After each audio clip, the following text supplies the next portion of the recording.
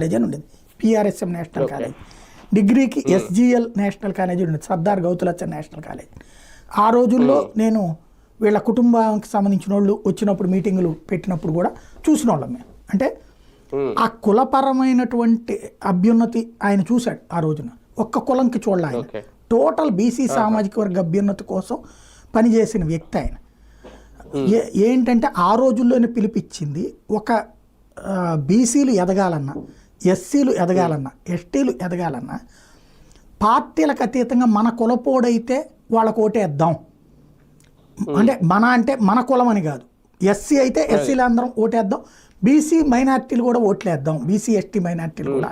ఇట్లాగ BC SC ఎస్టీలు ప్రజాప్రతినిధులుగా ఎదగాలంటే మన ఈ 4 వర్గాల్లో ఎవరైనా సరే, బీసీ అయినా, ఎస్సీ అయినా, ఎస్టీ అయినా, మైనార్టీ అయినా, ఈ నలుగురిలో ఎవరున్నా సరే వాళ్ళని ఎంపిక చేసుకోవాలి.